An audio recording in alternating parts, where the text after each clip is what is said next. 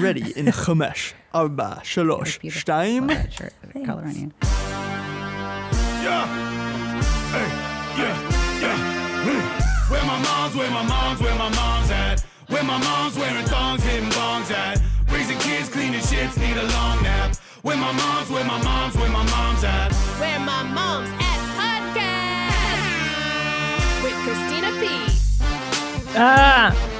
What up, doggies? I'm reading these follow-ups. I can't thank Sarah Weinschenk enough for coming up with the term low T king. It's really been making my couple of weeks.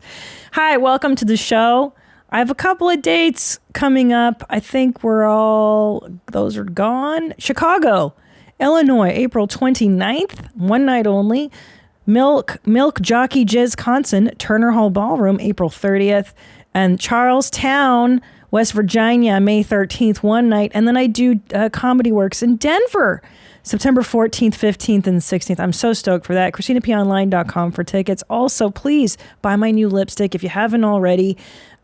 Christina P's Perfect Red. I've been wearing red lipstick since puberty, and they all suck. So I made my own. It's from Italy.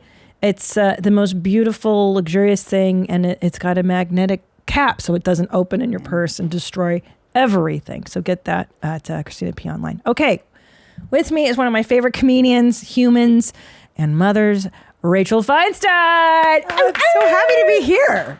Man, I love this room. It's like the most soothing, satisfying room. Thank you. I'm glad you feel that way because some people get freaked out because this is like my teenage dream. Yes. This is what I would have wanted my room to look like when I was a teenager. And Were I you saw you say angry? how you still listen to the same music, and so do Yes. I. Yes, Yeah, it's you all do? the same. Yes, I just listen to like deeply ignorant like hip hop from the late 90s. Yeah. That's the best era. I just like anybody that raps about like Atlanta and stuff like that. Yeah. Atlanta. Just punching puss in Atlanta. Punching much. pussies. Yes. I love that. So Rachel, gosh, I've known you for like forever. I feel like since, I don't know, 15 years on and on. Like I met you like around 2008 but you're an East Coast comic. So it's like East Coast, West Coast. We only cross paths. The last time we did was we did Amy Schumer's Netflix thing. Yes. What was that called? Parental control? Parental advisory. That was parental fun. advisory. I should know. I never have any information about what I'm doing, but I never do either, and I don't Yeah. care. I'm like, what? What time do I just show up? Sure. Don't care. I mean, I care, but I don't I'm just like, yeah, I'll be there. Yeah, it was one of those weird like LA taping vibes where you're just backstage, and I just wanted to be near comedians and not near like any like agent, any manager, anybody that would say like something like optics or optics. I was like, I don't want to hear the word optics. I don't want to hear shall I ping somebody? Ping. Put a pin in it. It's my favorite. Infuriates me. Circle back. Circle the wagons was one time. I had a manager once that spoke in all those awful euphemisms to the point where I would go, I don't understand what you're saying. I know. Talk to me like I'm a total retarded person because I don't know these phrases. It makes me so angry. Yeah. Exciting space is one that I hear a lot from my manager. Exciting Infuriates space. me. If you say exciting space to me, space. that means you're about to reject me. You're going to tell me that somebody's a fan that I've probably known for like 30 years. Oh, yes. They're Huge a fan. fan, and this is a really exciting space. And when somebody says exciting space, I just see somebody walking softly out of the room and closing the door and locking it from the outside. Yeah, or when your agent or manager called, they love you. they love you, but you're like, well, if they loved me, they would have cast me in this. Exactly. Or if they loved me, they would have had me. They don't love me. No, they always want me out of the building. Yeah. They don't even want me to use the fucking vending machines. They want me out. And not to leave any debris behind either. They don't want traces of me. They don't care for that either. They're not a whiff of Rachel left. They want me all the way out. Yeah. I went to an audition once and I heard this woman talking to that she got, I'm sure she got it, whatever it was. And I very much didn't. They wanted me out the door again. But I heard her say, it was like an actress in LA. And she said to the woman, as she was leaving, she goes to the lady auditioning her, I am like weirdly obsessed with you. And I was like, can you imagine having the level of ludicrous confidence to saying that to somebody that just auditioned you, like the level of the cocktail of fakeness and confidence. And I was like, she's going to be successful because she could look at her in the eyes and say that so effortlessly. She was just like, I'm weirdly obsessed with you. And I'm so sick of these words that come into, for a while, everybody was ADD. I'm like, I'm so I'm obsessed with her. And you're like, no, you're not. You're not obsessed. No, That's you're not. It's all disorder. lies. Yeah. And I feel like that voice, you can hear a certain voice and you just know right away. And I mean, I do, at least. I'll just hear a voice and I just know it's pointless twat. Like, it's never you hear, there's some voices you hear and it's never like, oh, it's stem cell research. No, it's like there's nothing there. You're vacant. Twat. Gosh, you're right about this audacity. I've always, at least, well, anyway, I shouldn't say always. I overcame it, but I think there was always the point in my early career where I felt not entitled to things. And I know what you're talking about. There are those people that are just so good at being like, I'm here, I'm ready, and I'm the best. And you're like, ooh, I want some of that. Yes. Like, where do I get I do that? want it. I do want it in my own formula. Like I can't do it like that. I can't say those things. I can't lie to people like that. Yeah, no. That's a wild daily lying. Oh, like, yeah, that's manipulation. I mean, she doesn't know this bit, like, from anything. Yeah, and she knows that this woman probably knows she doesn't know her, and it's almost like they both agree to do that with each other, you know? But there's something about being flattered that unconsciously does work. Yes. Even if you know they're lying to you, you're kind of like, I still like you, even though you're a piece of shit. Me too. Flattering Yeah, me. I'll take any compliment from it. That works immediately on me, for sure. Yeah. I know, I'm such a basic bitch. Oh, I'm so me too. basic. And my husband like doesn't compliment. So like if somebody else compliments me, I immediately think that they're falling in love with me or have feelings for me. I've been told many times, like, we were shooting that special years ago, Women Who Kill. Yeah. And there was like a producer on it. And I was like, I thought we were having like a series of kind of like sensual moments together. Yeah. And I told like Amy and Nikki, and they were like, no, he's gay. Like, he's just getting you ready for camera. Like, he's saying a few nice things. And I was like, I thought I was being courted. Yeah. That's how just emotionally, like, my bin was so empty. I know what you mean. I feel, and especially because you and I both married alphas. Your husband is a firefighter, which is very masculine. Yeah. Very attractive. I feel like we have a kind of a similar type. Yeah. Like, just man's man. Like, man's alpha. man. Yeah. Just like meat eating, very emotionally unavailable, very attractive that way when they're shut down like that. Shut down. Yeah. So you have a kid. Yeah, because I've heard you talk about your type, and I'm like, yeah, it's very similar. Like, I like a guy that just, emotionally, he's a desert. Just pretty. Pussy. Just a dusty kind of. Yeah. Well, but it's because I don't know. I have a really hard time with my own feelings, and then you become a mother, which you are. You guys have a 2.5-year-old girl, and it's like that's the job of parenting, is to navigate this being's emotions with them so that they don't grow up to be stunted idiots like we are. I don't know. It's all very complicated. What was your dad like? Was he like that at all? Yeah, my dad was Eastern European. He's still alive? Eastern European, shut down. Very lot of stuff happening. Yeah. Same with you. Yeah, my dad's like, he's very liberal, intellectual, sort of, if you can call it that. Probably.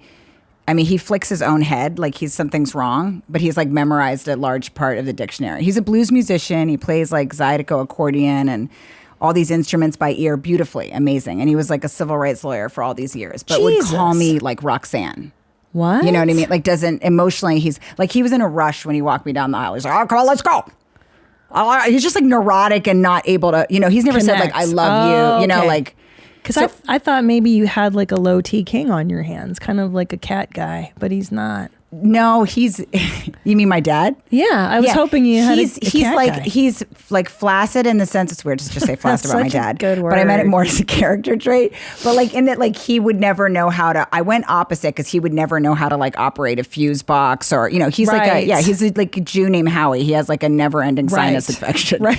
Like he can't like fix things or address any kind of like manly problem. No, he's always sort of like groaning and napping a lot. But but he's emotionally checked out. Okay, good. So got that. Yeah. Well, I think it's hard to find any man in our father's generation that is emotionally checked in. I don't think That's a good point. Yeah. that even existed. Like this is the No, it first has nothing generation. to do with like, you're right. It has nothing to do with like strong or kind or like they just didn't have, they could have all those things, but emotionally they had no idea what was going on. Nobody, I don't know if anybody did until like the 80s when I for some reason I remember like Woody Allen movies when he would reference therapy. My analyst says, and you're like, oh, so therapy's for like rich New Yorkers. New or Yorker, something. yeah. Yes, I thought the same thing growing up. Yeah, only the elite can go to an analyst. And then me, Gen X, and I don't know if I'm 46, like we all went to therapy, and now we're like, oh, our parents were really shut down, and this isn't so. I don't know. They didn't have a shot. Yes, I'm Gen X too, and my mom became a therapist, but I remember hearing those. Yes. Oh my God. So then how did their dynamic change once she became, because you have to go through therapy yourself in order to become a therapist. Like she skips that part. I'm like, mom went to therapy, like I feel like she somehow found she likes to talk about other people's heaviness and darkness and tragedy. Like if you told her, my mother, a dark thing, she would listen like this. There would be like a leg up. I love it. Like anything about, I know you, like from what you've shared about your childhood, like you went through some shit. Darkness. Karen would be crawling across. Ooh. She would do like a horse crawl across the table at you and just listen like this. So she loves to talk about other people's like suffering and heaviness, but very few boundaries that one would assume would be there between like a mother and daughter. Oh, so she was all in your Kool-Aid. She was enmeshed. And more like with other people. Like, she would talk to me a lot about, like racial suffering and like world dark shit happening in the world. And it was a lot. Yeah. She was intense. That's so funny because I was just thinking this morning about how I was my mother's therapist as a child. Yeah. But the strange part is how good that actually felt as a kid, because I felt so special and chosen, and like, like hearing grown up stuff is pretty cool. I'm sure it has something to do with like why maybe we're both like whatever, comedy and wanting to like share and adult conversations being intoxicating. Yeah. My friend said it was, Jessica Curson said it was called trauma bonding, when somebody tells you something that you're like not supposed to know and you feel most connected to them that way. Oh yeah, totally. And I definitely do that to my own degree. I'm much more conscious of not doing that as a mother because like there was none of that. But I do that with people. Like, I have like a joke about it, but like a stranger will smile at me at a CVS and I'll be like, I've never felt seen by my father. Like, like I right away. Yeah. I mean, but that's what I thought was bonding, because that's the way my mom connected, was she was telling me something terrible and scary and terrifying, and then you had to hold her feelings for her. Mm-hmm. Ugh. It's a lot. It's exhausting. It's a lot. And then, did your mom do this where we would go on a play date or something, and she would pick me up and just tell me some sort of weird, dark, heavy information about the woman that I had, their divorce? Mom, they had a divorce and her C-section. Yeah, like something. Yeah. Well, I had the opposite, where I'm trying to think. My dad they just hated everybody. My parents. Really? Yeah. So they talked a lot of shit? Like, I remember one time there was this dad who was like the raddest dad. He was just effeminate, and he had a ponytail, and he would make us smoothies in the morning when I slept over at the daughter's house. And like, my dad would just be like, this guy's a and I'm like, he's not gay, he's married. Like, he's just like a nice, caring man. So they just hated everybody. Yeah, my mom would she would tell me adult stuff. But would they tell you like funny trash talking? Were they funny, your parents? So funny. Yeah. So funny. But that comes from being hard and having to deal with shit. Were your parents funny? My dad was really funny. My mom is, she's intense, but my dad is very funny. I mean, dark, doesn't know his audience funny. So like he like says wildly unacceptable things to people. Love that. Yeah. But I'm just like, so I had a buzzing anxiety and fear near him because I just had no idea what the fuck Howie was going to say next. What's a good Howie? What's like? Well, he had a band called the Vomitones when we were growing up, and everything about the Vomitones humiliated me. Now I'm like, think it's a hilarious name, but at the time I was like, can I just have like a normal dad that smells reasonable, that's not in the fucking Vomitones? They had a tour called Hands Across Uranus that was just like 2 dive bars in Michigan. I'm like, there's no tour, but he would go and he mooned. Him and his friends like mooned this entire. It was multicultural night at my school, and my dad like applied to be part of multicultural night, saying he was there to represent like the rich traditions of Ghana. It was just like 2 Jews from Bethesda. And then after they played Blue Moon, I think my dad didn't moon that night, but everybody else mooned. Yeah. And my dad said it was because his butt was too sweaty on the piano, but he often did moon and howl. My dad howled a lot. That's so they would funny. do certain numbers, and my dad would just howl. And people would be like, I saw your dad howling at Nordstrom because he did piano, played piano at Nordstrom sometimes, and would howl afterwards. Oh my God. And then he had another, when he worked at Department of Justice, he was a federal prosecutor for a while. Oh my God. And they like roasted him when he left. Yeah, he's very smart, but emotionally, again, like nothing, called me Roxanne a lot, So they roasted him when he left Department of Justice. And one of the things they said was that I guess there was one guy that worked there, and my dad would write him a lot of emails and sign him Father fucking Feinstein. And he would say to him, hey, he always had this priest character, Father Feinstein, hey, David, what a week it's been. I was able to just fuck a bushload of kids. Such a good week. Just baskets of ass were delivered to me by Jesus Christ himself. And praise Jesus, because he just gave me such a buttload of ass to run through. And then apparently David would write back like, Howie, love the emails, really funny, but if you could just bump them on over to my personal email address, because my secretary does read some of the priest fucking emails that you send so very regularly. And my dad's famous for this, Christina. He says this every time I've asked him to stop saying something to somebody or something that's really not okay, because he doesn't know when he's offending people. People will leave him horrified. He goes, David, that must have been so hard for you to discuss with me. And I want you to know that I hear you and I apologize and that it's not going to happen again. He says this whole monologue, and then he looks at him and he says, I respect your religion. I respect all religions. And this is a silly joke, but it's a joke that I should have had better context for. And I hear you. Next day, without interruption, just the very same emails. Oh, what a week it's been. Praise Jesus. I was just able to fuck a bushel this week. That's amazing. Yeah.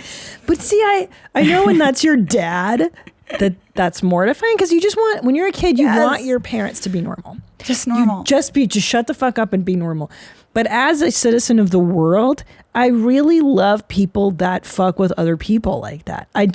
Why? What do you think it is about it? Because I'm so bored with everyone. Yeah. And you know what I mean? Like, especially in the parenting world now. Like you'll once your kids in school and you'll see it. Like I just want to meet that other parent. Me too. With a sense of humor. I'm in that so bad right now. Like, so bored, so isolated. I want to say something foul. I want to hear somebody else say something foul. I say something foul way too fast. Yeah, me too. Like, just a personality. So when you fuck with the Matrix a little bit the way your dad does, is he alive still? Yeah. Yeah, like, it's just fun to fuck with the Matrix. Like on YMH, we started this thing where we go through a drive-through and you tell the person you love them. Like, thanks, mommy, I love you. I love shit like that. Yeah, that's what I mean. I love that, yeah. Well, it doesn't hurt anybody. You're telling someone you love them. It's an intrinsically good thing. And like that email, it's not gonna, who's that really harming? It's just a gag. Yeah. So yeah, just fucking shit up. Just my dad emailed their temple. And my mom, they have a shared email address. Or my mom got really mad at him because she saw their outgoing message, apparently the rabbi was a little off, and my mom thought my dad must have said something. So she went through the sent folder. And apparently my dad signed an email to his rabbi, your humble fucking servant.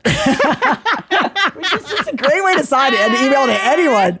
And my mom was like, well, we weren't invited to the damn Hanukkah party because your father thought it was funny to email your humble fucking servant. And apparently he wrote back, the rabbi, to my dad and was like, have I done something to offend you, Howie? Such a reasonable question. And my dad wrote back, relax, I'm from California. Wow. Which is true. Yeah. Californians are way less. And he had... Like, he had a car that would humiliate me. Like, oh my God, Christina, it was none of the doors and none of the doors worked. It was an old Datsun that my dad called the Feinstein barf mobile because my brother puked in it so many times. All we had was the back door that my dad would put up with the broomstick, and we would all have to climb through the back. That's amazing. And then he would just honk the horn with the old Feinstein barfmobile pulling up. But so much humiliation. So much. Just so much. But that made you funny. And I said Feinstein and it's Feinstein. Fuck. That's okay. I'm sorry. Today's program is brought to you by Huel Daily Greens, the brand new greens powder blended to supercharge your health without breaking the bank. Locking into a simple, consistent, healthy routine that covers your nutritional basis isn't easy. Often you have to balance a variety of pills to ensure you're maximizing your immunity, boosting your brain and energy each morning, and supporting your gut. Huel took their focus on complete nutrition and created Huel Daily Greens to solve just that. It's a complete greens powder that fits seamlessly into your day while providing 91 vitamins, minerals, and whole food sourced nutrients in one fresh, crisp drink. Daily Greens includes a blend of super greens and super fruits, dairy-free probiotics, antioxidants, and adaptogens, all from natural sources. Just one scoop mixed up with water each morning, and you're set for the day. Best yet, Huel Daily Greens starts at just $1.50 per serving, giving you a healthy, affordable routine. For an added bonus, go to Huel.com/WMMA and you'll get a free t-shirt and free shaker with your first order. So much humiliation. And it makes you funny though. It makes you weird. It makes you feel weird. I think as you go to school and you're like, nobody's got it the way I do at home. Yes, I always felt that. When I even smell a school now, I feel like it brings back just so much horror. All those drop-offs, all those Howie drop-offs with the fucking, I bet. Hands across your anus shirt, all of it. And I'm so afraid to start in a school with my daughter because I feel like I'm just like, I don't know, I'm going to have to navigate a school. Like I was a terrible student. School still freaks me out. Sucks. Are your kids in school now? Yeah. So you have to pretend to be a civilized adult, which is crazy. Now, what's really cool is where we send our kids, they know who Tom and I are, and they're like, yeah, we love you. And I'm like, okay, thank God that I don't have to pretend to be a normal human being. But yeah, there's just bullshit where you get emails about your kid's behavior or something, and you're like, really? This is a fucking thing? Or stupid. It's so stupid. And the parents are fucking square pegs. And I haven't found my parents yet. I'm in Queens now in Maspeth, and it's we have this little we go to this little tumbling class in Williamsburg, and that I just had to stop going to because all the other kids, they sit in this perfect circle, just these ethereal mothers with this wispy fucking gowns, and my kid just is a darter. She doesn't respect that circle. She just gets up and she's like, peace.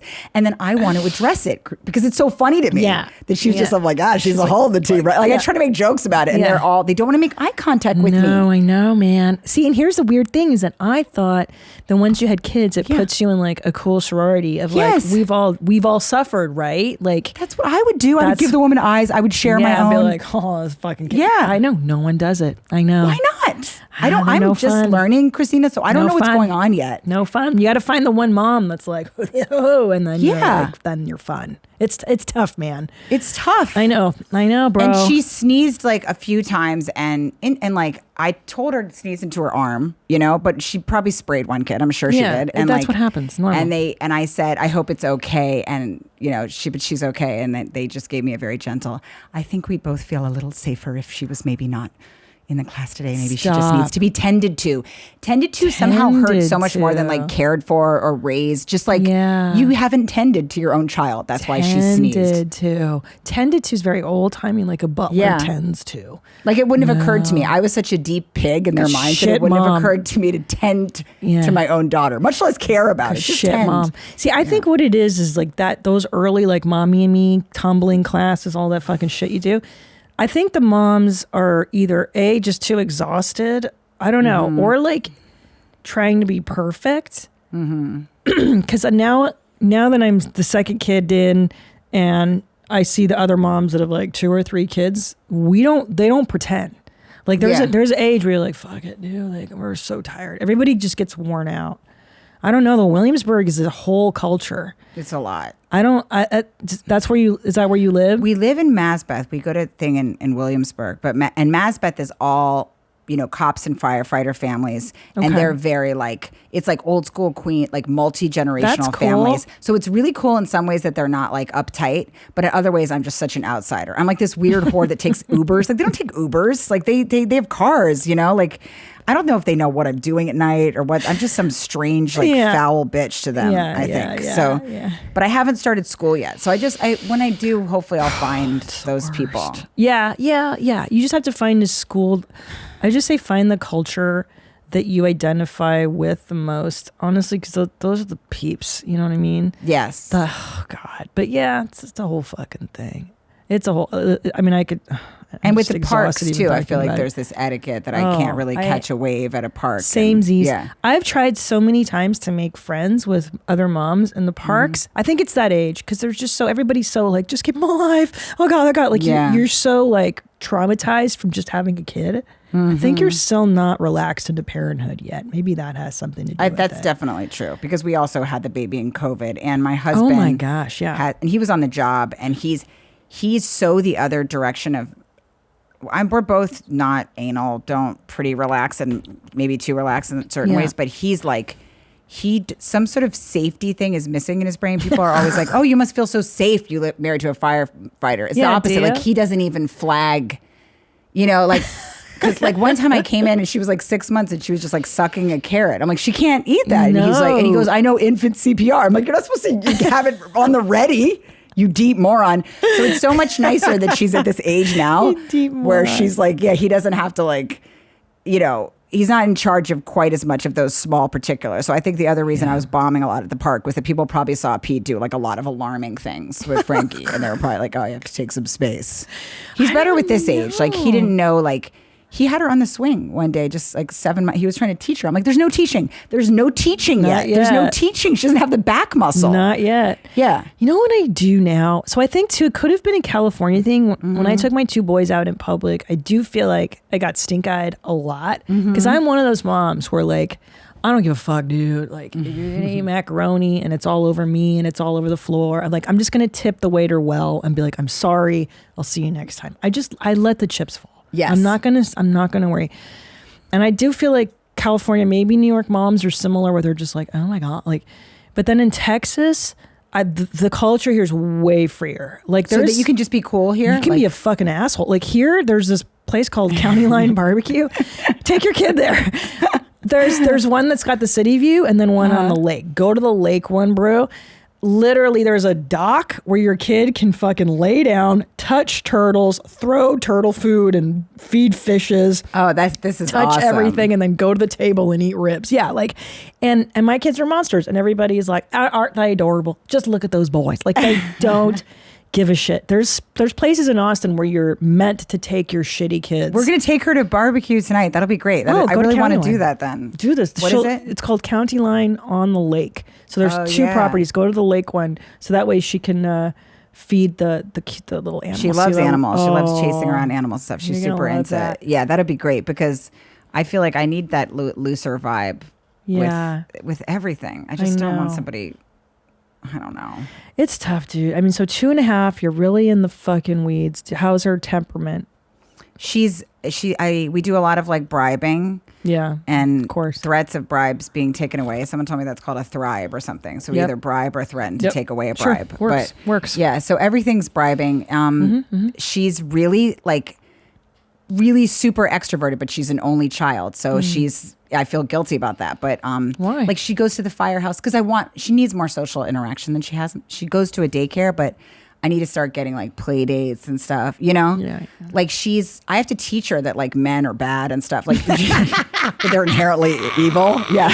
Yeah. Stranger danger. Yeah. No, because she goes to the firehouse and it's cute, but she like leans on the other firefighters and stuff. And I'm like, I have to tell her like you can't just like lean on strange men. But yeah. Can I tell you what I do with my boys? What do you do? I do like drills where I'll be like, who's allowed to touch your penis? Mom and the doctor and dad. Great. What's the number for emergency? 911. What's your address? I just drill them. I need help like this. Do we smoke cigarettes? No. Do we do drugs? No. Do you have good credit? Yeah. Do we go to college? Yeah. Like you drill them. How old's the other one? You have a 4-year-old? 4 and 7. So cute. I started around 2.5. Who could touch your privates? Yes, I need that. I need advice. People always say they don't want your advice. Keep your advice at home. I'm like, no. Tell me what to do. That's all I know. Take my shoulders, point me in the right directions. I've always liked that. I've always liked a woman that fucking knows her shit. I didn't read a book when I was pregnant. I didn't research shit. No, because I just knew that I needed like one fucking bitch at SoulCycle that was like... So I need that person that's like, you got to buy this shampoo or all your hair will fall out. I'm like, I know she's done more research than me. Like she knows. Yep. That's what I did with being pregnant. I'm like, what do I do? I didn't give a shit about, I didn't want to have some like gentle birth. No, I wanted just like I wanted to be crunching on drugs. It was just all vanity and as least disruption to my body as possible. Same. How was your birth? I had a C-section, planned C-section. Woo, that's rad. I'm worth it. That's so great. And so was it everything you wanted it to be? Yes. I mean, they were talking while they were patching me up. Now, this was in the height of COVID. So, and Pete was, on the job the whole time. So it was a weird time. Nobody really knew what was going on yet.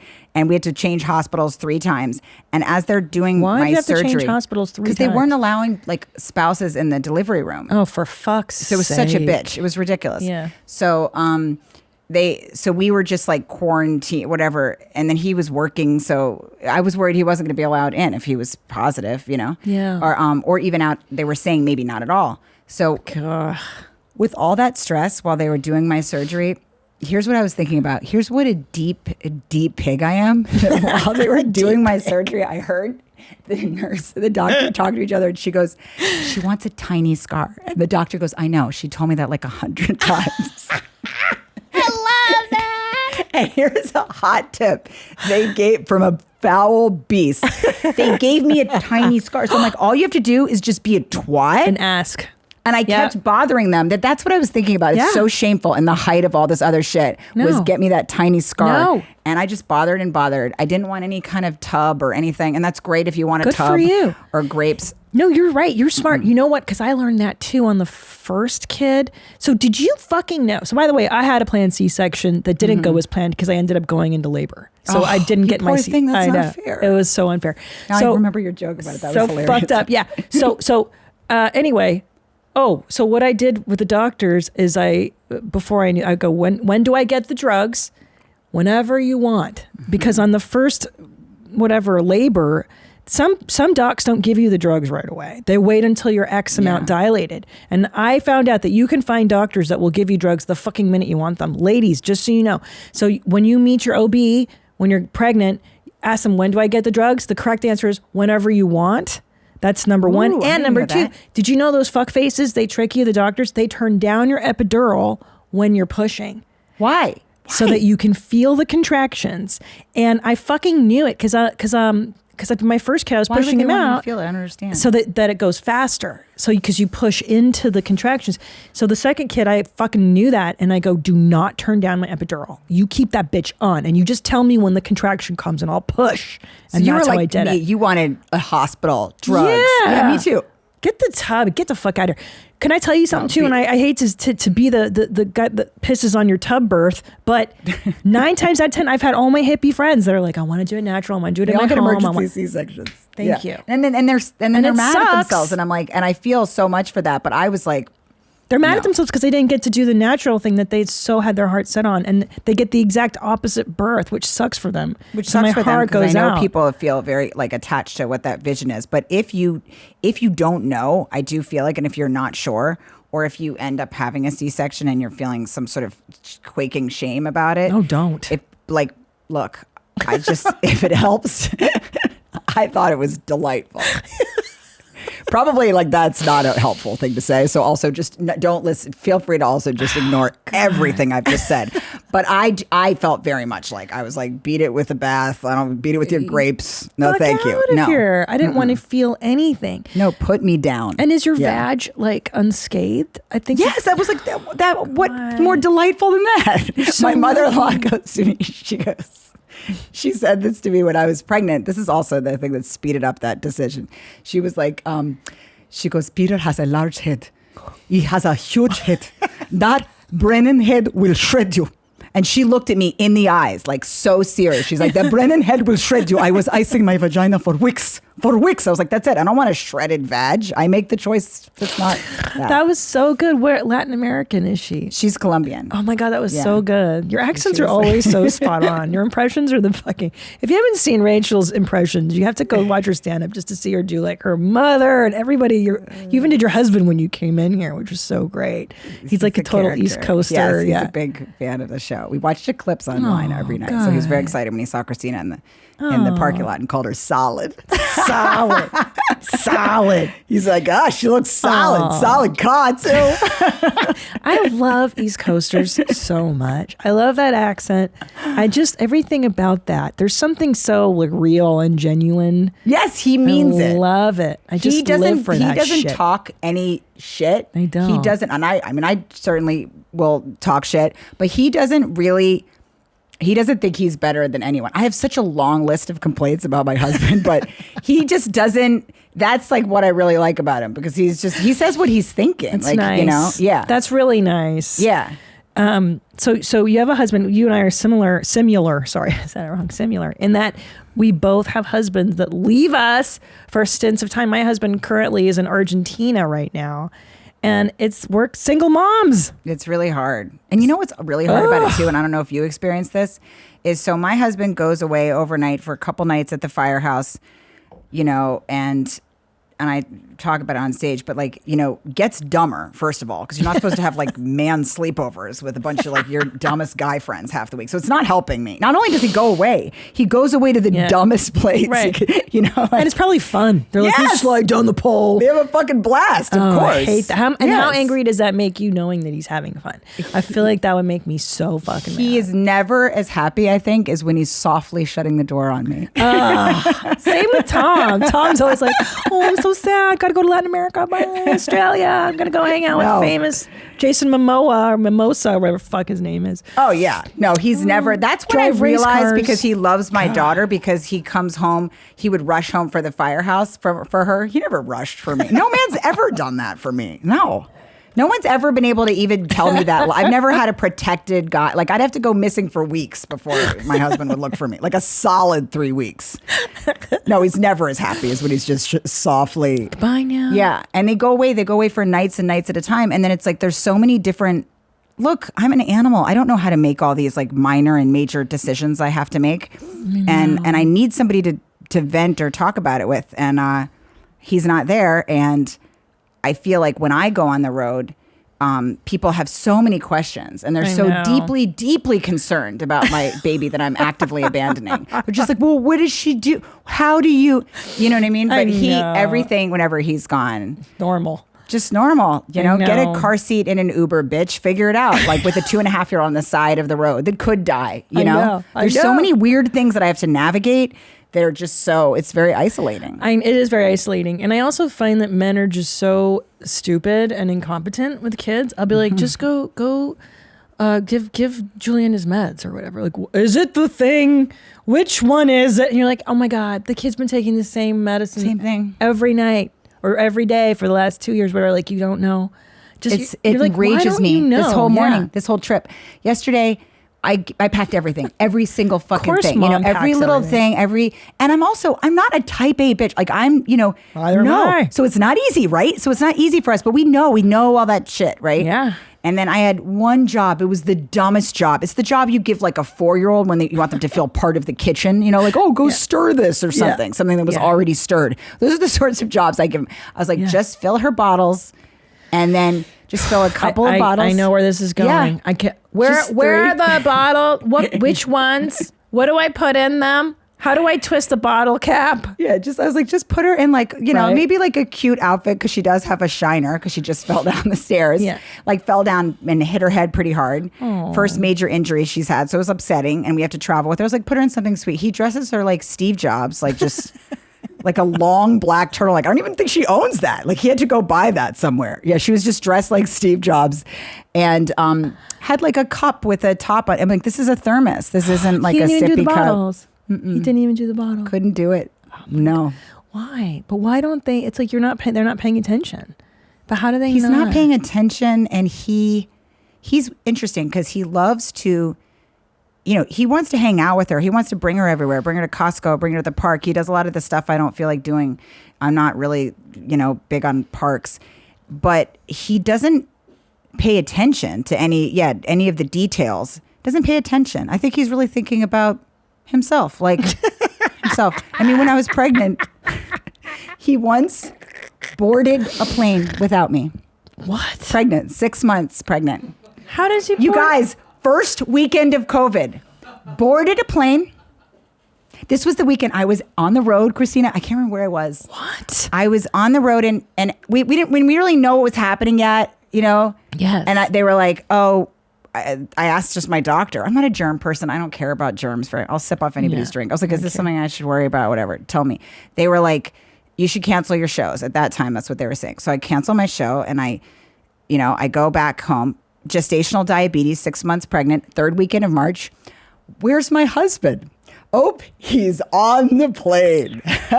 He gifted himself with a nice leggy seat. I was like, where are you? He's like, I'm on a plane. I'm like, you're on the plane?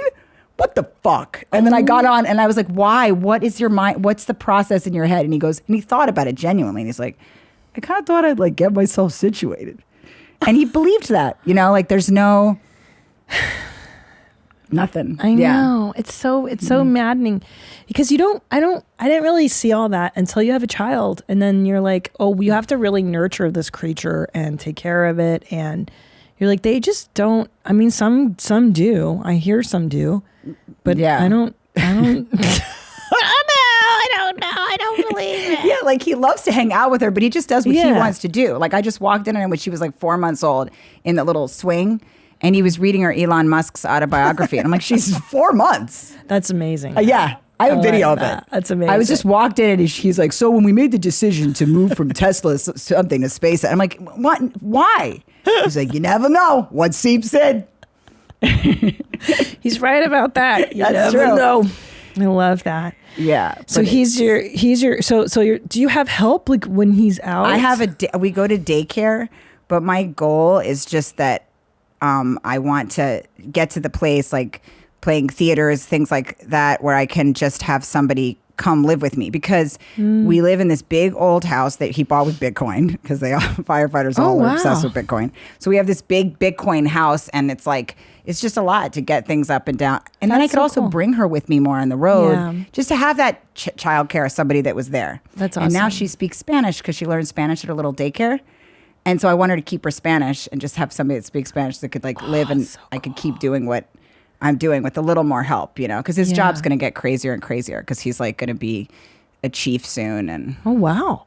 Imagine if people were saluting your husband when he was pissing you off. No, I can't even the most annoying thing. They stop and I'm like, you know what? It's not worth that. Put that hand down, you fuck. Yeah. Wow. But it's hard. Do you have like somebody helping you and do you feel like it makes a difference? Yeah, I do. We have a nanny that we've had since my first kid was 4 months old and she moved. So she's like part of the family because we don't have family like anywhere nearby, We don't have that either. It's isolating. Yeah, it sucks. But then again, like that being said, I'm like, do I really want it's a good point. Family around my kid? Like I kind of enjoy buying help. Yeah. I prefer it. To my family of origin. I don't trust anybody I'm related to watch my children. Really? Do like you? nobody's equipped? Nah. That says a lot. Fuck yeah. That. No wonder you're a fucking boss because you're like, I have to do it myself. Like you didn't even have the illusion that somebody else was going to pick you up and drop you off. And I really do like and like when they're young, when they're babies, they really do need you. And now I feel like once they're school age too, it gets even kind of more intense in a way. Like it gets harder and harder to leave. And I don't want to leave. I don't like to leave them now. So I don't know, man. And do you ever bring them? I have. Yes, I have in the past. It's hard. It's exhausting, honestly, because you're just like, dude, it's stressful enough to go to the gig, do the gig. Do your stuff. Yeah. But when they're little like that, you can totally, if you have someone with you and I don't know. It just depends on the week, Yeah. Sometimes I do. Sometimes I just like, no. And sometimes you just want to be able to focus on work. Yeah. And just like check out and stop being a mom for 48 hours, like. It's the best. And it makes me so much better when I'm back. So much better. Oh my God. Because I think like you get really into that mom life, like especially when Tom is out. I'm just like, that's trying my to run whole shit. Yeah. It gets exhausting. I think that's the relentlessness of motherhood is really interesting to me. And oh my God, I'm reading this book, The Baby on the Fire Escape.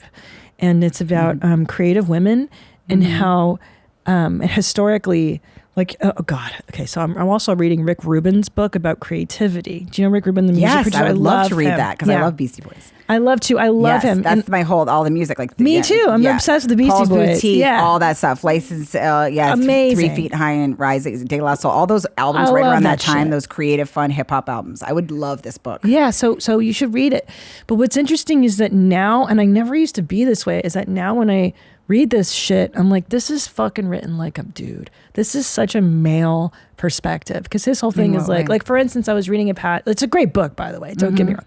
There's one passage where it's like, when the muse is talking to you, you sit down and you cancel everything you have to do that day and you listen to the muse. And I was like, hilarious. Try telling that to a mom when she's got 2 little boys. One of them's got an ear infection. The other one's got asthma. This one comes running in at 5 a.m. Like, go fuck your mother. Yeah, if I'm lucky enough that the muse is whispering, I'm going to lock myself in my bathroom and like write the joke down on a scrap of toilet paper, put it in my pocket, and then maybe 5 days later find that fucking thing and staple it to my notebook. Like, that's a luxury that dudes have. We don't have that. No, I can't. Even if I go on by Peloton, she gets disgusted. She wants me off of it. She pulls on my actual feet.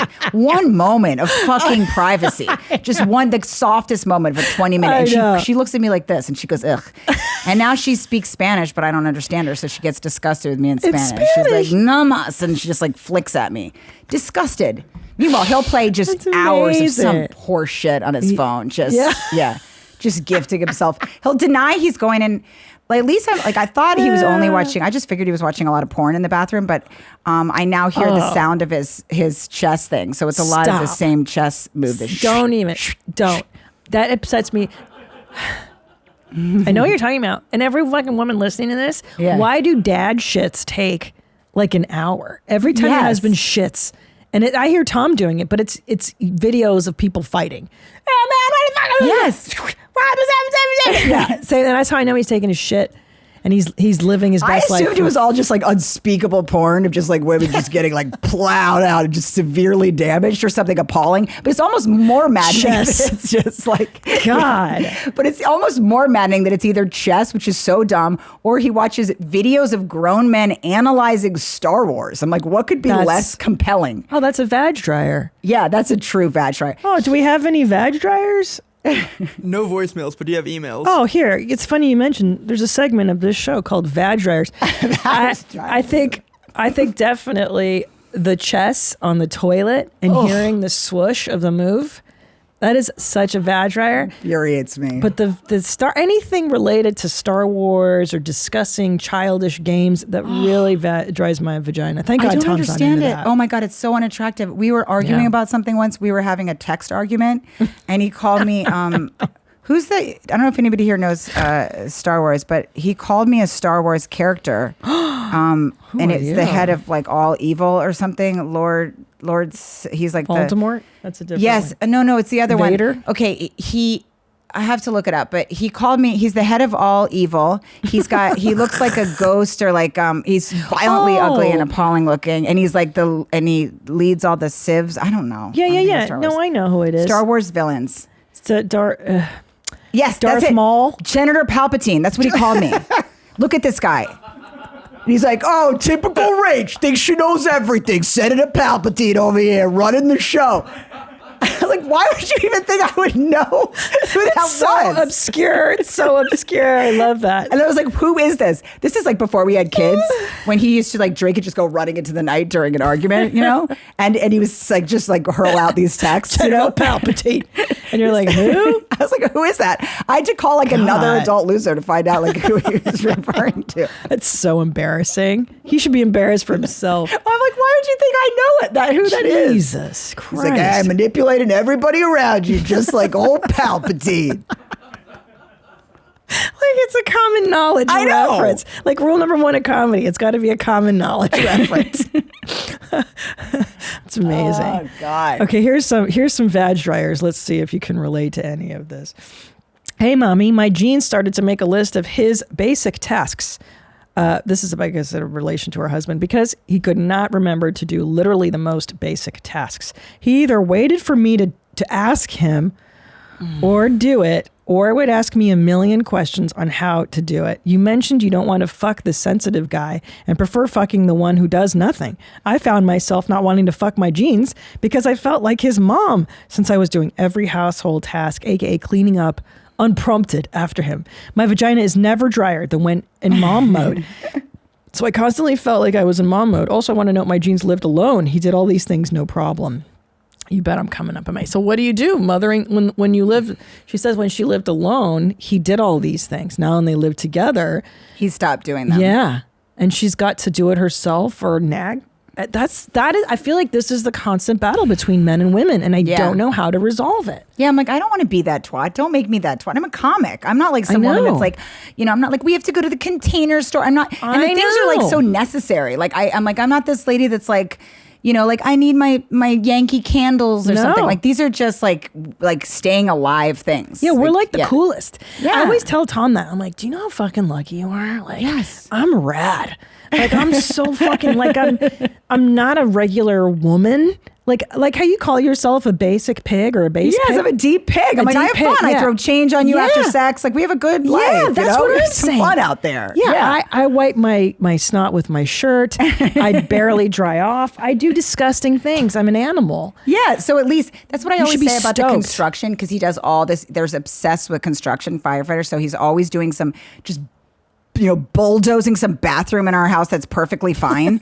And he has like 2 firemen over that do all this shit. There's always like some dozing happening. I'm like, this was not approved. You can't just fucking doze a room because they want to actually ride some sort of dozing equipment.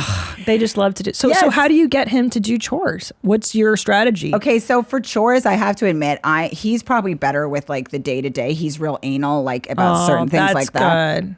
He's good with like the cleaning kind of things, but then he dozes. So what's the difference if you're going to blow up half the house? Shit. And I'm like, I always say to him, I'm like, you could have some vapid twat wife that was like, I need this bathroom and I want my this. And I'm just like, just stop it. For the love of God, just stop it, And he has it all done by these guys that have just any guy at the firehouse. There's some guy named Anthony's riding like a tractor in my backyard. I don't know why. Yeah, they just come over, they buy Ethereum for my husband, and they just get on some sort of weird equipment and bulldoze rooms that were perfectly fucking fine. And I'm like, you could have that vapid wife that was always just like, I need this, I want my this. And I'm like, I want you to stop it. Yeah. Fucking stop it. He's like, whoa, palpit, and he doesn't understand. High maintenance over here. But I want him to like pack and things like that. Like he's not good with things like that. But in terms of, he's a little bit more organized. So he walks in the room and I'll be like, did you do this? And it'll be something that's so obviously my kid that it's insulting, but it shows how he sees me. There was like peanut butter on our banister. He's like, did you do this again? I'm like, no, I don't rub peanut butter up and down the banister. You did it? Yeah, that's your jam. I always do this. You guys know I do this. Yeah, I feel like with Tom, my strategy's always been, because he and I are both slobs. Yeah. We're slobs. I've said it before, I'm not disgusting, but I am a mess. I'm a mess, yeah. So like we've always outsourced chores. Yeah. Even when we were broke as shit, we had a housekeeper come and clean that motherfucker, because I'm not scrubbing toilets on a Saturday. He ain't going to do it. He's not going to do it. And then I just overlook. I feel like I ignore like the stuff that like you're saying, like I could be that wife that's like, the dishes, you didn't put the dishes away. But here's what I do. So you know what I fucking do? What do you do? I need paper plates.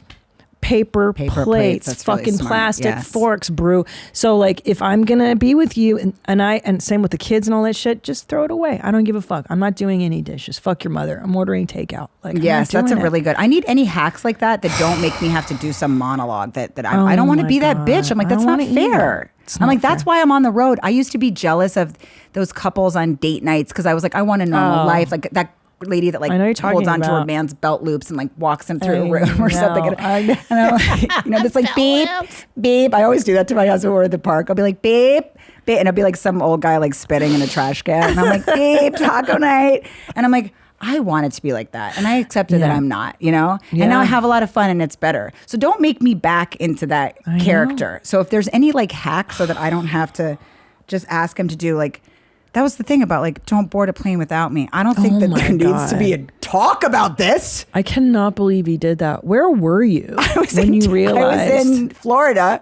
It was like March 12th. And like it was like a couple of guys of the Golden State Warriors got COVID and everybody's like, we're next. And then they just shut everything down. And then like, I was just in there very pregnant. I mean, I was throwing up once on the side of the road when I was pregnant. He goes, "You good?" I'm like, that's what you say to a stranger moving a couch that you don't want to help. No, he's pretty like, he's emotional. He doesn't get, and that's why it frustrates me because I want very basic. I'm like, you don't need to do much with me because I have a fun, compelling life. I'm not sitting there waiting for my husband to come home. But you do need to. If I'm taping a Netflix special, say something. I know. He sent a picture. I thought it was like a picture of like a rose or some ignorant thing like that, and I was happy enough, Yeah. And it was like gas bill, or like he doesn't know that if I have a taping, he's supposed to like do a thing. It's a big deal. It's a big thing. It's important. I know.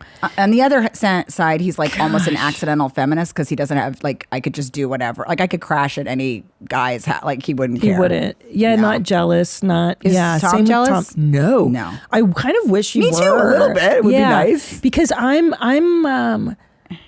get jealous sometimes. Yeah, not of actual people, but like stupid things, Like hypothetical things that he might be attracted to. Like an and stuff. actress on a movie. I'll be like, oh, you like her? You want to Yes. fuck her? You want to go out with her? Like I'm crazy. I understand. Yeah, I Yeah. get jealous sometimes too. Of all the Yeah. kind of women that I think are like his real type. Because I'm like, I wasn't what he was supposed to be with. I'm pretty sure. Like, You think so? What do you think he was supposed to be with? probably like some like nurse that lives in Long Island. Like Right. probably one of the women that he goes and gets like his tune-ups from. I mean, not like blowjobs, but I mean like when they leave a fire, they go to a hospital. And I'm just assuming that he's I have an idea in my mind of all the women like that are just with gentle voices that are me too. Because I'm hypothetically aroused by him and he's aroused by them. Right. And I have this thing because I don't wear high heel shoes. I've never been able to walk in them. I feel awkward in them. And then since I broke my ankle, no fucking way. I'm not getting. Yeah. And I always feel like I missed the lady class. You know what I mean? Like I'm not a lady. I kind of didn't know how to do lady stuff. And I have hyper feminine friends that I admire and I love, and they know how to wear dresses with slits in them and not somehow don't have to wear a bra. No, I was I didn't either. So I didn't know the rules. I didn't know rules and things like that. Like I don't know when somebody says like pencil skirt, I don't know the difference between that and that. No. I know. And I'm just, I'm a bit of a dump truck like you, like just kind of stomping my way through stuff. And I'm always convinced like that's my insecurity. Like, oh, Tom's going to like some broad and high heel somebody that knows how to like slink around and stuff like that. And, but also I do feel like if somebody wants a funny woman, and I don't think they're in demand for the most part, I'm often told that they could do very much without one of us. But I feel like if they want us, they want that. That is my. I know. So I do feel like that is something we have. If that's something that a guy wants, you know what I'm saying. And I do think that my husband and obviously Tom, they do want the funny thing. So we'll have that. So yes, they would be aroused by that. Maybe they could beat for a few rounds off that. Yeah. But they can't. But then they would be very violently bored because then they would have to listen to her story. And her stories would be dense. That would be dense terrain. Yeah. Terrible. No, I agree. And at the end of the day, like you're going to age. Everyone gets old and fat. I think personality trumps all that stuff. As my mother-in-law said to me, she was like, Peter had the most beautiful girlfriends. Gorgeous girls. Perfect tens. But with you, he laughs. Like, I was like, what just happened? She's like, he was bored. Thank you. He always had such real smoke shows. Just absolute supermodels. But he never wanted to get married because he was bored. I'm like, so she always gives me those. Thank you. What a confidence boost. But she's like, he was bored. She always says, they would have a cup and it would be empty. Peter would not fill that cup. But he fills the cup. I'm like, not really. He gets on a plane without me. But I mean, so I guess that. But it sounds like he's into your daughter, which is really important. Because but being serious, because that's the blueprint for like her future relationships with men. That's everything. I feel like, he's into my daughter, and I do feel like he's pretty appreciative that I did that. I don't know that he shows it day to day, but. I know it's such a big thing. It's so sorry. Back to that book, The Baby on the Fire Escape. Yeah, it's about like artists who have children and how that forever changes. I need to know this. Tell me this. You got to see that it's a book. I'm in the process of reading it, and so there's this great story about Jack Kerouac being in a room with this other female poet whose name escapes me right now, but. Jack and her were partying. It's getting late, and she had to go home to relieve her babysitter because she has a child. And Jack Kerouac says to her, "Oh, well, you're never going to make it because you got to stay out late and party, and you have to party with us to make it in your career." And she goes, "Well, if that's what it takes for me to make it, then I'm not going to make it. And I think I'd rather use the discipline of being a good parent to put that into my creative work." So there's something to the discipline and the structure of parenting and of that life that can lend itself to an entirely different way of creating things, you know? And then also too, like, I don't know if you found this, but to me, my life felt very masturbatory before I had kids. Like there's a point where you're just like, okay, there's the career. Yeah, good, great. And then, and then what? And then you got your marriage and then the dogs and then the thing. And you're just like, what the fuck am I doing with my life? No, I needed it to focus me with my career. And I am having a difficult time figuring out how to navigate it all as a mom. Yeah, it's terrible. But it's very challenging. But I needed it to focus me. And I felt like my material got better. Everything got better. I wrote more. Yeah. Because when I have time, I have time. I use it. I don't sit there and if I have an hour, I fucking do what I need to do. And I am not self-disciplined. I'm not a self-starter. But if I know that I have like 2 hours where Frankie's not going to pull on like the little thing, my little cycling mitt, whatever you call it, you put your foot in, my dog holder, then I'll use that. And I do feel like I had a lot of fear when I was pregnant. I was so afraid probably because I had a miscarriage, afraid of my career, my identity, everything. Yeah. And I did feel like, and my therapist told me this, he said like, you might be surprised when you have the baby that you're going to actually connect quicker because you've considered all the negative aspects, whereas a lot of people put it on this pedestal. Yeah. And then they come crashing down when they see how exhausting it is. And I was like, I just assumed I would just be, kind of rocking in a nightgown, kind of glaring for a few months. But he was like, you're going to be pleasantly surprised in a lot of ways. And I did feel like that. I did feel like that in terms of that it focused me in my work. It's so much more challenging in so many ways, but I did feel like, it makes you more grounded, and I can't think that long about rejections because I just have to move on. Don't give a shit anymore. I agree. The no's roll off you a whole lot quicker because you're like, I know what's real and what's important, and it's this unit. Fuck everything else. Well, that's interesting because I think I didn't know what motherhood. I didn't know what to expect. My own mother was really crazy and had died when my first son was born, right before he was born. So I had no idea. And I really did believe the Pampers ads. And I did believe that it would just be this idyllic sort of like, we're just going to breastfeed. It's so easy and everything's going to be lovely. And I did come crashing down. And I was like, whoa, this is dark. And I think too, what I'm learning is like, you go through motherhood and it changes you. You can't be unchanged by this. It's like adolescence. It's like it's just another form of adolescence. You know what I mean? It's like an interesting way to put it. Yeah, you go from child to teenager to adult, and then adult to mother if you choose to have a child. And it's totally identity shifting. I don't think you can come out of it. How did you feel it changed you? I completely agree, but out of curiosity, I'm sure there's a million ways, but like, do you feel like you're more like, I don't want to give you an answer. I started to write something for you. No, I think that I'm definitely more integrated as a rounded human because I think the level of selflessness that it requires to be a decent mother is just like fucking unreal. Like, I don't think people get the level of care that you have to give to really to do the job, I think, well. And do you feel like it's linked also with all the success you've had, like and like made you clearer and stuff like that? I don't give a fuck. Yeah, I give a fuck, and then I don't give. I give fucks where they should be given. Yes, you know what I'm saying. I do feel like you have a very discerning and clear kind of like, you know what you need to fucking do. Yeah, no, that's why I was following around at the Netflix taping because I was just like. I was just sort of sniffing around you. It was kind of, I was being a little strange, but I do feel like you have a clarity Jessica described to me, and I could tell it, and I think it's a cool quality. No, you just like, you're clear, like, you know. Yeah. I feel like you can tell pretty quickly when something's bullshit or when you need to make a certain move, and I wondered if that clarity or that kind of insight came with having a kid. In all seriousness, obviously I wasn't sniffing her, but. Yeah, absolutely, because you go like, I don't have time for this bullshit.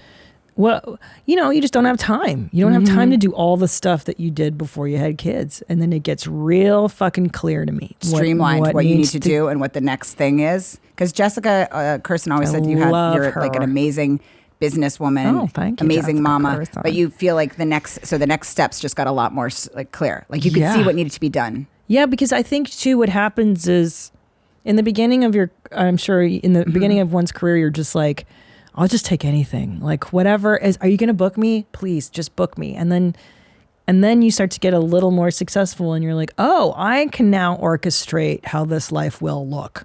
Okay, so this is the next fucking step here, bros. And who's going to help me on this path? And if you're not helping, then we're not doing this, Yeah. Yeah. And I imagine even just the inside of wrangling two boys and trying to get them out the door and getting shoes on would help you see that. It just helps you see what's next. Yeah. And I think what's really neat, because I've been reading books about like businesses and stuff, is to orchestrate your life from backwards forwards. Like it's like writing a business plan where you go, what's the priority here? Do I want to be home for Frankie when she gets home from school? Yes. Do I want to what do I want? What's the priority? To spend time with my husband, to go on a vacation twice a year. And if you reverse engineer the life, this is what I want it to look like. And then how am I going to get there? I think that's the smarter way. Because in the past, I just took everything everybody ever gave me and threw it against. And then, I just hope I can. It's like, well, no, let's engineer your life a little bit. Yeah, that's a really cool way to do things. Because I think also with his like work, it's we're going to have to, there's just certain limits that it has, but in a way that's a gift because it just helps you design certain things. Yeah. And it sounds like, and there's also benefits to having a wonky schedule. Like both of you are fucking wonky, but that's rad because then you can choose, you can have time off more so than other people. You don't have the 9 to 5. I have no idea how people do 9 to 5. Oh God, I would kill myself. How the fuck do you drop your kid off at school? First of all, you have to wake up at 5 in the morning to get 2 kids ready. Get them to school, go to your job, deal with the job all day long. Some boss who's a piece of shit to you. No. Get off work at 5:36 maybe. Go to the grocery store, pick up the kids from daycare. How do you exercise? How is not everybody not just like morbidly obese? I don't know. Yeah, all I would do when I got home was just do nonstop feeding. If I did that all day, forget it. No. It's tough. Forget it. And they work like we do, like on holidays and things. So he never cared about that. So that was great. Like he might be working on New Year's or Christmas or whatever. So we can have this like weird, jacked up, unpredictable. Oh, that's right. Because they can get called to a fire. God damn. Does he have a ton of life insurance on him? You know what? That's where I just realized, I was supposed to be asking these questions. I just asked him that yesterday. I was like, what if something happens to you? I'm not proud of this. And he was like, call a union. I'm like, I think I should know something else. Yeah. Yeah. So I do have to ask those questions. I imagine they have like killer benefits. He does have life insurance and he has, I remember my friend said, because she set us up and we went to this FDY Christmas party and she got really like lit. And she was just kind of like sort of like falling into her own worthlessness. She's really hot. She's this big sort of hoisted cans and just kind of like red wine teeth. And she was just kind of falling over and like pointing out reasons that I should marry him. This is like the night we met. She's like, God. Pension, sweetie, pension. And she's like, shh. On our next date, I was like, did you happen to hear? And he was like, every word. Like she was just saying that. She's like, the pension's good, so it's good. But she was pointing out all the reasons, and I realized I was like, I should find out for him. Yeah, like, what do I do if something happens? It's really unacceptable that I don't. So please feel free to DM and shame me about this. No, not at all. But I do need to set that up, because it's a dangerous job. I'm sure he already has something in place. Oh, I just have to have a few discussions. I have to print something. I need to get my printer fixed so I have like a document to go to, because he's the one who fills out all the forms. I know. He's the one who does that kind of stuff, like organizationally. Like that's half the reason I got married. Just a man that will fill out a form and mail it back to where it's supposed to go. I know. Tom is so great at that too. So maybe we should keep our husbands. Yeah, we'll keep them for now. Yeah. I think how else has it changed? I think it's made me a more fucking way. I was always self-reflective, and then now I'm even more like, oh fuck, like I want to work out my stuff. And I also have a fear of death now more than ever. Me too. That just happened. I never cared about death. I only cared about if like people were mad at me. I know. Why do we care about death now? Because somebody relies on you. Yeah. If you die, who's going to raise Frankie? And that's not good. That's not good. Yeah. I think about that all the time. I'm like, oh no. But yeah, I don't think I'm going to die soon. You know what I mean? No, you're running a tight ship, but you have to. But no, that makes sense. Yeah, you have to think about, I guess, and you have plans. You have like files and stuff. I have to go meet a man, like or a woman. Who do I say about this? An accountant. You need an accountant. Okay, I want to show you some videos. So put on your cans. I want you to see. These are the parenting videos I've been finding online. I'm sure you're familiar with like attachment styles and this and that.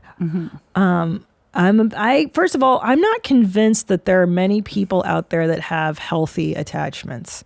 Oh, my attachment's jacked up. Of course. But do you know anybody? I don't know a human on the planet that has It is the quality I am most jealous of. If anybody has it. If anybody does have a healthy attachment, I feel like, oh God, there's nothing better than that. Well, my friend who's a shrink is like, Christina, it's literally just such a small percentage of the population. So you're lucky. Okay, but let's start with the apology video, Zola. This one's my favorite. This is... Do you remember yesterday when I was making you a sandwich and you complained there was too much mayonnaise? And then I kind of yelled at you and said, well, you can make your own sandwiches from now on. I just want to say I'm sorry. That was really kind of disrespectful and reactionary of me. And I wonder what it was like for you when I yell at you and say that I'm not going to make your sandwiches anymore. I'd like to hear about it. Yeah. And I want you to know that it's still going. It's still going. The really apology. working on not yelling and just breathing and taking a moment and allowing you to be who you are and not take things so personally. So I'm taking Mary Van Geffen's Kind class. Okay. So this is like, could you imagine talking to your 2.5-year-old like this? I gotta go to Kind class, BRB. Yeah. Oh God. I know you don't know where your own asshole is, and you're only 2 years old. But I'm feeling a lot of guilt and maternal. It's like, what the fuck are you doing? It's way too much to lay on a child. I 100% thought that was about an adult. It didn't even occur to me until you just said that it's about a child. Sorry, I should have clarified. That was her apologizing to her child. Because you know when you're a rational toddler where you make them a sandwich, I didn't want that bread. And you're like, Jesus fucking. This morning, my younger one likes to eat cold waffles. Waffles. So I have to take it out of the freezer, put it in the toaster for just like 10 seconds and then hand it. And if it's too warm, he freaks the fuck out. So imagine if I was like, God damn it, make your own waffles because it's 5 a.m. And then I was like, Julian, remember earlier? Remember when mommy said you can make your own fucking waffles? No. Well, I did say that. And how did that make you feel? And it's like, what the fuck? They don't remember. It's all about you. That's why it's so especially strange. Let's process. I remember one time my nephew would go over to this kid's house and he was raised by these lovely, just very gentle women, like just whispering, women that made a lot of like oatmeal and stuff. Whispering. And he, every time he would see my nephew, he would punch him in the face and the play date would break up. Okay. Just couldn't stop him. 5 minutes of respectful play, then he'd just clock him right in the eye. And the play date would break up. And at one point I remember the mother saying to him like, she goes, Nathan, we do not hit in this house. We do not hit in this house, Nathan. That was hitting and we don't hit. He goes, no, I just punched Luca. Like he didn't understand. They're not going to understand that. He's like, I don't know what universe you're living in, but I live in the one where I just clocked him in the eye. Yeah. So that occurred. Yeah. That's so confusing. She's like, we don't do this thing. He's like, I just punched him right in the dumb face. How did that make you feel? No. I don't think the kid know. I think this is a little heavy for a kid just because I don't think they know how to articulate everything. But I agree to apologize. Like, for instance, sure. I shouldn't have said that to you. I'm sorry, kiddo. Do you forgive me? Yeah. End of it. But to delve into their fucking deep emotional, 2.5-year-old life, give me a break, lady. Okay. Yeah, next. You don't want to teach a kid. You're teaching them to be neurotic then. I don't want to teach my kid to hyper-analyze everything. It's too much. So this is an interesting clip I found. This is about choosing the right partner. And this is, in all seriousness, I think actually a pretty decent assessment. Let's see what this guy has to say. Rubio Fuerte. Choose a lifelong partner, you choose an eating companion and influence your nutrition for about 20,000 meals. You choose how large parts of your free time look like and how relaxing about 100 vacations will be. It's true. Also, you'll hear over 18,000 times how somebody's day There's a lot went of math. I have to influencing crunch your a lot of mental and numbers physical here. state. Choosing your partner is the most critical health factor, and being precise with your decision shouldn't be controversial. Let me know your thoughts below. I mean, so you're choosing nutrition for 20,000 meals. You're basically choosing what bullshit you're going to listen to for the rest of your life. And that's I never thought about it this way. Yes, I didn't either. Yeah. It's pretty fucking spot on, especially after being with the same guy now for like 17 years. You start to pick out the patterns. So what he's saying is, I'm too dumb to have understood that. I run kind of dumb. So So he's basically saying you have to watch all their habits for one day and then see, do you want that to be your daily life? Yeah, it's more so about like, how do they eat? How do they complain? How do they vacation? And those are really important things. I know, because Yes. it's like, do you, like, gosh, it's so funny. I was at the Starbucks drive-thru the other day and I told the guy, I love you. I was like, I love you. And then he saw me and he goes, oh, yeah, I love your ring. I would love to get a ring like that someday. I go, well, you just got to get married for 17 years and have this guy's babies. And joking. And he goes, well, what do you think's important for a marriage? Seriously. And I thought about it and I go, honestly, be a lot alike. Share values.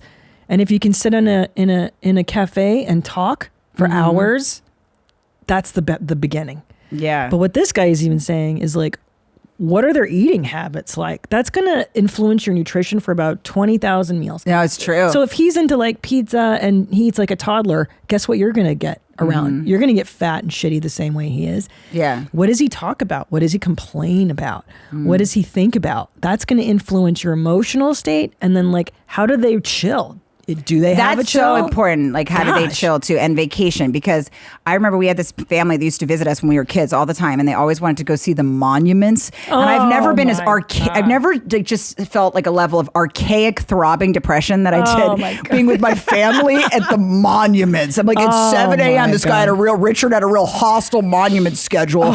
We were all outside with just some sort of packed, sad, low grade depression trail mix, just staring at a monument. I couldn't give a fuck. And when I go to a town, I don't want to like get to the geographical bottom of it. I just want to like hang out and walk around. Same. And he wants to do the same thing. So thank God, because I'm like, I will not force monuments on my kids. Or the person that's like, great, we're going to get to the resort. We're going to wake up at 6 a.m. We're going to do yoga, and then we're going to scuba dive, and then I'm like, go fuck your mother. We're going to sleep until noon. Hopefully eat, drink, and then fuck like whales, and then go back to bed. Like, yeah, I can't do it. Let's do some follow-ups. You've got your shows. I wish we could promote them, but this will come out. We'll do those clips on the next show. Okay. Follow-ups. Here we go. Let's do some voicemail. I'm listening to your most recent podcast, and you guys are talking about pelvic floor exercises. And something that was recommended to me by my OB after my second child, there's actually several different brands, but Perifit makes a device that hooks up to your phone where you can actually play games. Some of them are similar to like Angry Birds, where you navigate based on your level of squeeze through this game. God. It made it a lot more entertaining and less weird somehow than just doing regular pelvic exercises. But gross. You should check it out. Maybe get them to be a sponsor. Oh, maybe. Bye, Mommy. So I have a PT lady who also does pelvic floor rehab for, people that need to, if you're pissing a lot, basically after you have a baby, like they can do it. But yeah, you put a weight in your vag, and then she graduates you every week. I guess she puts a weight inside your vag? Yeah, and you have to keep your vag clenched and hold the weight there. And she's like, we can do that for you. I'm like, no thanks, I'm fine. No thanks. Wow, like no a little thanks. pebble or something? Bro, I don't know. She put the box out, and I was like, ew, do you share those? Yeah, like, I hope that's my personal box, you dirty bitch. No fucking way. Could you imagine? No. Yeah, but it exists out there, ladies. If there's someone watching this that you can rehab your pelvic floor, and in fact, they recommend it for women going into menopause, because then the estrogen and all that shit dries it up, and I don't know, I guess your pussy falls off. So go and take care of that. You're worth that. You're worth it. Oh, the low T king fall. I love this phrase. Sarah Weinshank. Hey, mommy, my name is Allison from Minnesota, and I want to address and agree to how much women can love a low T king. So just to refresh some memories here, a low T king is somebody who, the men maybe in their mid 50s. Yes, I saw you talking about this. Okay, good. Yes. So they're into yoga or just maybe, maybe become a cat guy. I feel like Chad could fall into low T king, but he's not quite a low T king yet because he's still high T. Do you like to like cuddle and make like soft carrot and like cook up cuddle. soups? Do you cuddle, Chad? I mean, I feel like everybody kind of cuddles. No, my husband won't. I don't think cuddling is related to tea. It is. My husband won't do it. Does your husband cuddle? Yeah, actually, he cuddles a little bit. He does. I mean, the sex is super fast, and then I just get a real hostile high five, and then he'll just kind of put one arm over me. Yeah. He'll be like, good sesh. You and I, we have such a low bar for needs. Oh, yeah. Well, I don't So assert low. any of them. Yeah, I none of never them. assert my needs. Yeah. I don't. I just take whatever scraps life gives me. Yeah, he'll be like, Well, yeah, come on, good sesh. Like, yeah, he definitely talks to me like a high school soccer coach after we have sex. Yeah. my husband too. I think we just have very low bar. I'm sure I don't bring a lot to the table sexually either. Nobody's ever told me I'm the best they've ever had. No one's been able to look in my eyes and tell me that lie. That's true. Then again, what am I bringing? So this is in regards to the low T king. I work in a makeup/skincare retailer, and nothing gets all of us girls who work here more excited than a guy who takes care of himself and buys good products. Yeah. Like when a guy asks us to curate a custom skincare routine for him with no budget, or even when we ask if he needs help and he says, nope, just restocking my snail mucus moisturizer. Have you heard about this? It's like No. a rich thing. Yeah. There's an actual tube. Snail You can buy it. It's like snail mucus and you put on it really works. I would do it. You tell me one lie about a product, I've already bought it. It works, Yes. I'm telling you. Does it work? I'll snail mucus up a storm. Yeah. Yeah, it I'll does spray work. anything on myself, no questions It asked, works. if it makes me look even slightly better. Yeah. Anyway, most of us makeup girlies really go for the low T kings. I have a feeling you're mistaking gay kings for low Yeah, T. I feel like that's that's sentence. I don't know how Yeah. many straight guys are going to say that sentence. 0.0. Chad, Yeah. do you know what do you buy snail moisturizer? No, I have like an Amazon moisturizer that I have Yeah, that's- barely Yeah. ever used. That's the extent. That's of what I it. say about like when guys dress personally, and maybe this is a deeply ignorant sentence, but I want a guy that dresses like, I don't want to remember what you had on. Yeah. If I remember, your outfit should not be a series of like sassy risks. Yeah, I know. It's disgusting. I want a guy that doesn't know how to dress, but just enough that he's not taking swings. Oh my God. Yeah, don't show me like your naughty little ideas with your outfits. Disgusting. It's disgusting. And nothing drives my vag more than a guy with a scarf. Oh! Beat it. Fucking No scarf tolerance. Scram. But I'm not talking like a winter, like a No, a not like a utility. utility. Yes. That's Just why I'm like- saying dress for utility. You should have a coat. If I Yeah. go on a date with you, I should know only that you were wearing a coat and a shirt. Not that you gifted yourself with some celebration of color. Look at Lenny Kravitz's God, this blanket. still haunts me, that photo. How do you have that inside you? I mean, I know he's like technically really hot, but once he dumps that stupid fucking 7-pound scarf on the floor, how do you want to be entered by a man like that? I don't want you to have a fucking necklace with a story behind it. Don't tell me how some amulet you own makes you feel safe. Disgusting. Amulet. I don't like a thumb ring. I feel like that just No. fucking puke city. Yeah, I feel like, you know why? It's just because it borders on gay attire. It really it just borders on a guy looking gay. That's all. And, That's and all gay it guys is. don't like women. So Yeah. that's why I know that. I'm sure I'm your worst, most gangrenous nightmare, but if I imagine, but I used to have a joke about it, how I don't like the nothing that haunts me more than imagining a man shaking his rings off at the end of the day, just like emptying them in some ring tray by his bed. Oh, or plucking a new one, like, what'll it be today? Should it be my snake ring, or what ring makes me feel most powerful? Oh, Shaking off into the ring tray. oh, disgusting. That makes me fucking ill. You know, all those rings. Ugh. You know what really makes me sick is the index finger ring. Ugh. On a man, it's like if you're not Tommy Lee, if you're not Johnny Depp or Tommy Lee, there's no excuse. You have to be in a band. Don't you think? Yes, absolutely unacceptable. It's unacceptable. No. You And I don't want to can't- see you tousle your hair and Oh get real my God. creative with it. I want to see you winding your locks. Disgusting. I don't want to see a man making morning choices with his hair. What'll it be today? Kind of having a little review in his mirror. Morning choices. Beat it. And again, I know I'm an Scram. asshole, but yeah, no. Scram. Disgusting. Yeah. Yeah. I feel like a guy shouldn't have they shouldn't have a series of little kind of fun, sassy choices. No, put on a shirt and stop it. Stop. I've never been more haunted by this guy that I dated that had both a belly button ring and a fucking bodysuit that he wore once. What are you talking about? And he didn't tell me about the belly button ring. It was like you have to tell that to somebody up front. You can't just reveal that. He had wait, hold on. Well, what kind of jewelry? That's an early step of consent. He is a belly button ring. You don't romance a woman and then hold on. Is it like one of those hippie ones where there's like a bluish colored stone? Like I've repressed a lot of it, but there was like a chain around his belly with like some sort of thing that was hanging down, and I asked him to get rid of it, and he brought it up later in therapy that I really never like processed his belly button ring and how much of a part of his life it was. Wait, can you look this up? What do you mean it went around his waist like a woman? It was like a belly chain with a thing. I don't know. Oh my God. I've made some terrible decisions with Rachel. Like that? It was like sort of a light chain. Oh no.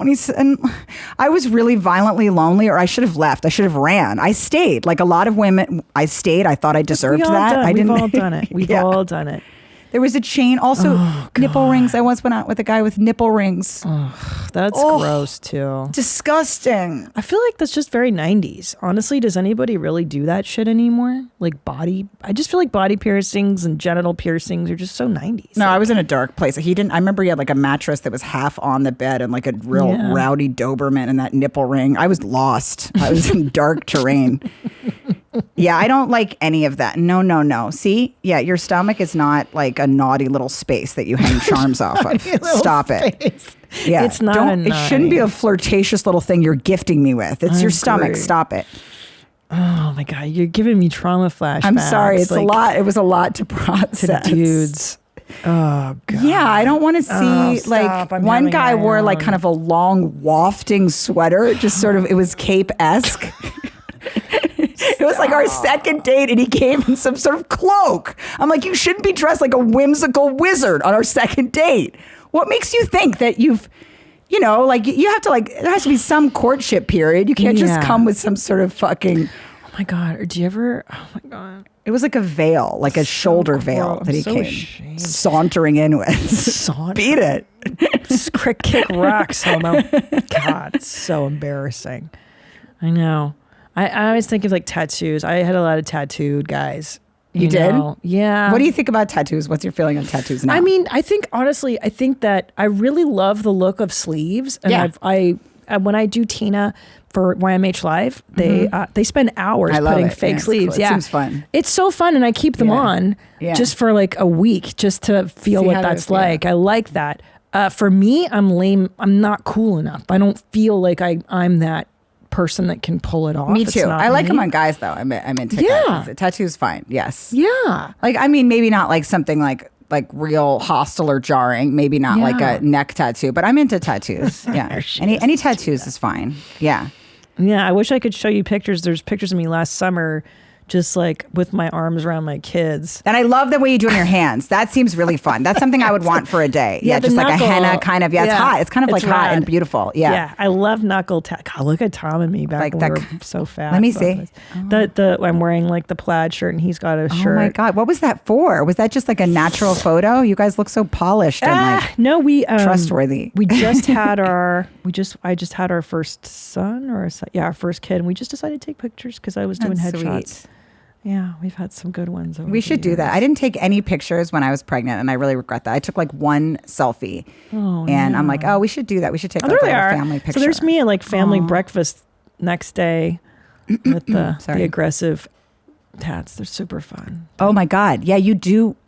You would never know that was fake. That's like a serious artist. That's fascinating. Yeah, we go with the special effects company in Los Angeles. And they just choose what to put on you?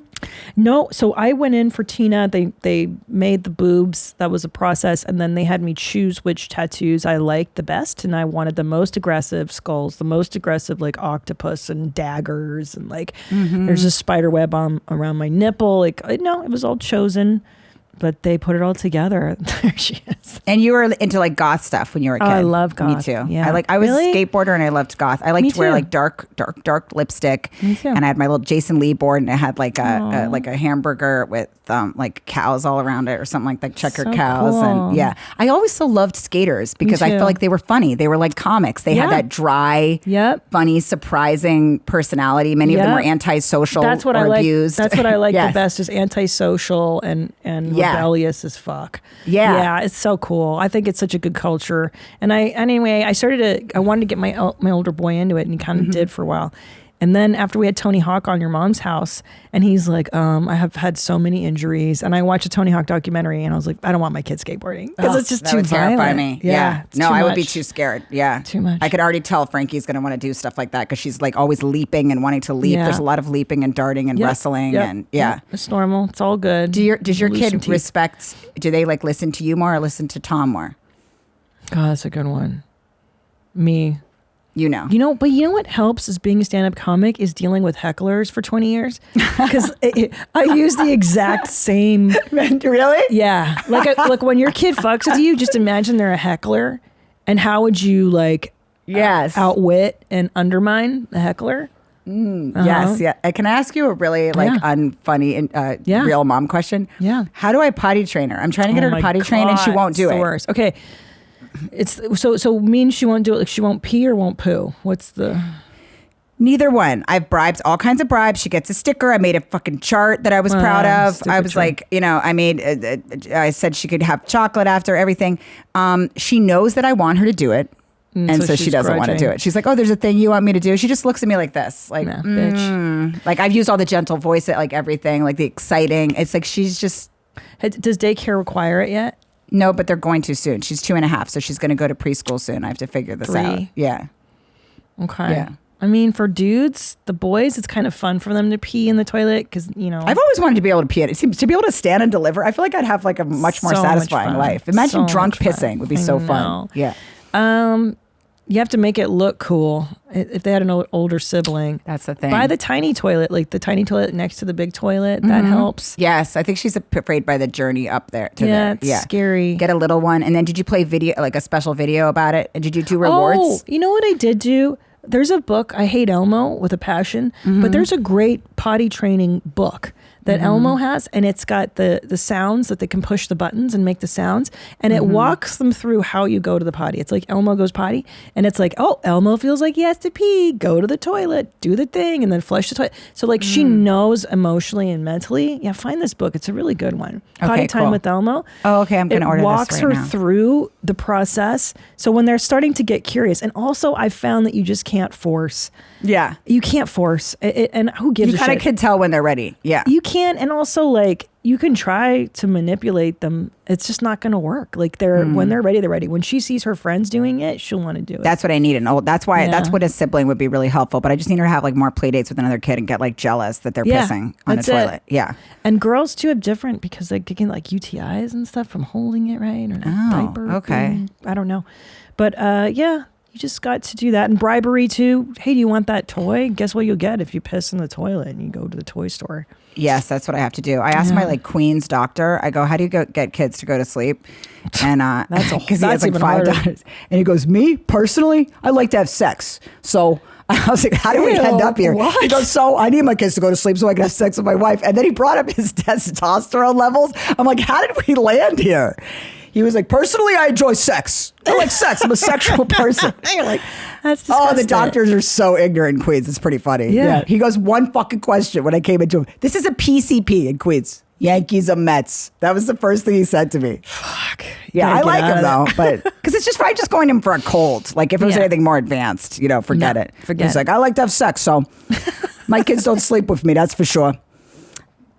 That's what I love about the East Coasters. They like to have personality above me. all. I have a large guy. I like to fuck. Hey, speaking of kids. All right.